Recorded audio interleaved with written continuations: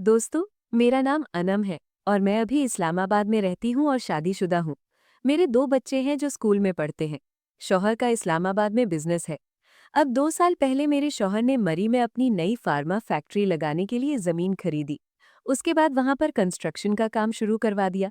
मुझे वहां जाने का मौका नहीं मिला, पर जब सारा काम मुकम्मल हो गया तो मेरे शौहर मुझे वहां लेकर गए। मुझे वहां की आबो हवा बहुत अच्छी लगी। हमारी फैक्ट्री लगभग जंगल में ही थी।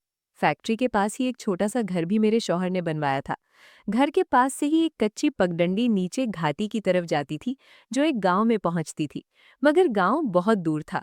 2-4 दिन तो ठीक ठाक कटे, पर बाद में मैं बोर होने लगी। अब सारा दिन घर में क्या करती। एक दिन सोचा कि चलो नीचे गांव में चलकर देखती हूँ।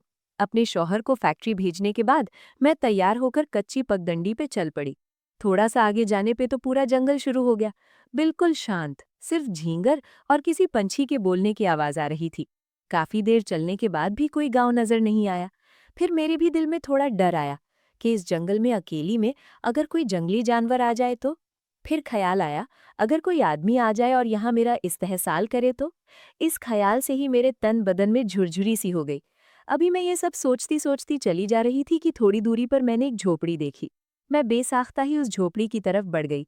जब मैं उस झोपड़ी के पास पहुंची तो मुझे लगा जैसे ये किसी साधु की कुटिया है। मैं अंदर गई तो देखा कि अंदर एक साधु बाबा ध्यान में मग्न बैठे हैं।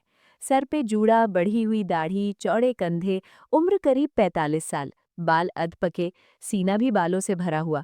देखते ही बाबा के लिए मन में अकीदत भर आई। मैंने झुककर बाबा के चरणों में प्रणाम किया। बाबा ने आंखें खोली और मुझे आशीर्वाद दिया। कहो बच्चा, इतनी दूर यहाँ कैसे आई? बाबा ने पूछा।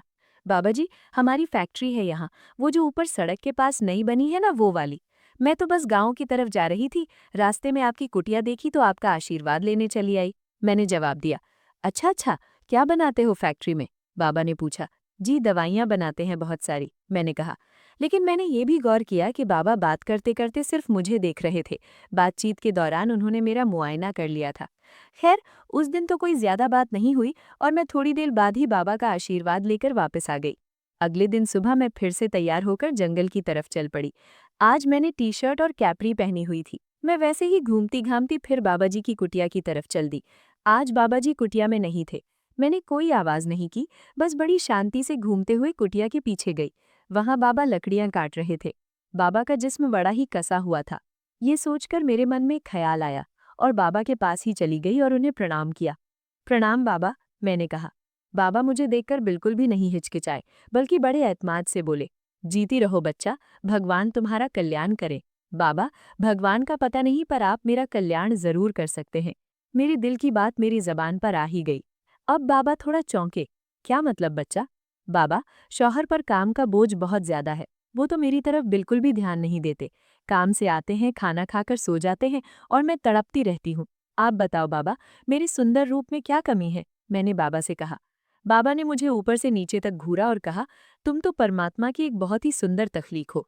वही तो, इस सुंदर रूप और इस प्रकर्षित बदन को जब शौहर ही देखे ना, तो औरत क्या करे? ये कहकर मैंने जानबूझकर रोने का नाटक करना शुरू कर दिया। बाबा बोले, मैं तुम्हें एक जड़ी देता हूँ, अपने शौहर को देना और फिर देखना।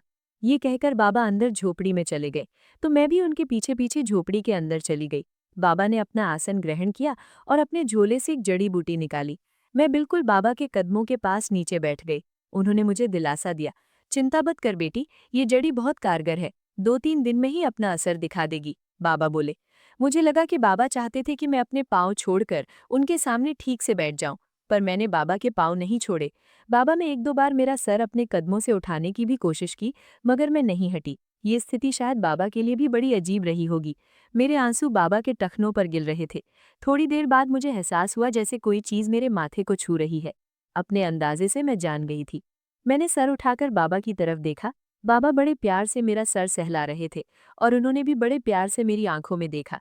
मैंने बाबा को घूरते हुए पूछा, प्रसाद नहीं दोगे? कौन सा प्रसाद चाहिए बेटी? बाबा ने भी कुछ बनावटी अंदाज में कहा।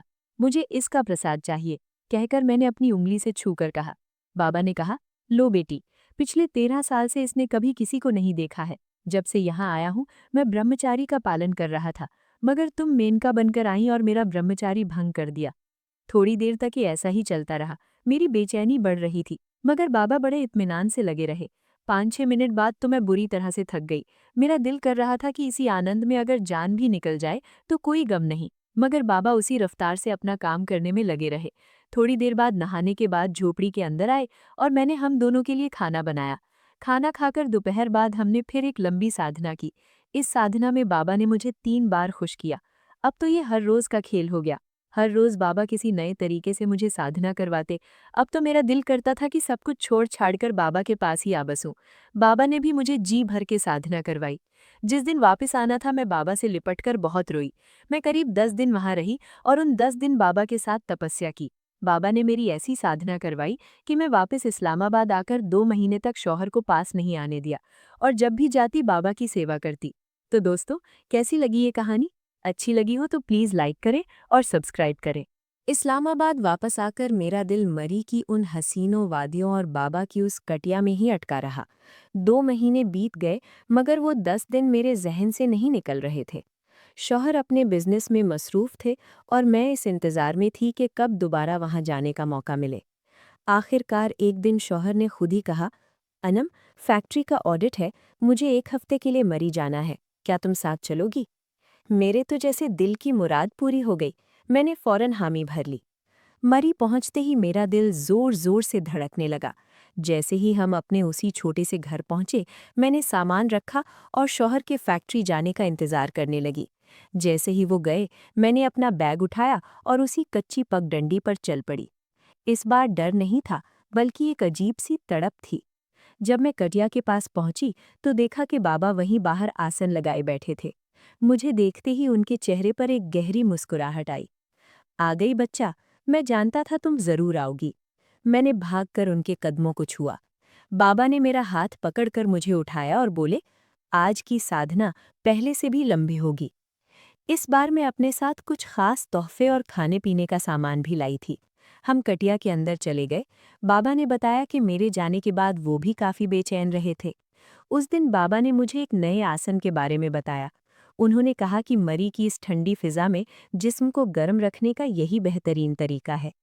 पूरा हफ्ता मैं रोजाना सुबह वहां जाती, बाबा की खिदमत करती, उनके लिए खाना बनाती और फिर वो मुझे अपनी रूहानी और जिस्मानी साधना से मालामाल कर देते। एक दिन बाबा ने मुझे कटिया से जरा दूर एक झरने के पास ले जाकर नहलाया और वहां खुले आसमान तले हमने वो वक्त गुजारा जिसे मैं जिंदगी भर नहीं भूल सकती। जब वापस आने का दिन आया तो शौहर बहुत खुश थे कि मेरा चेहरा गुलाब की तरह खिल रहा है। मगर उन्हें क्या मालूम था कि इस शादाबी का राज फैक्ट्री की हवा नहीं, बल्कि घाटी की वो कटिया और बाबा की साधना थी।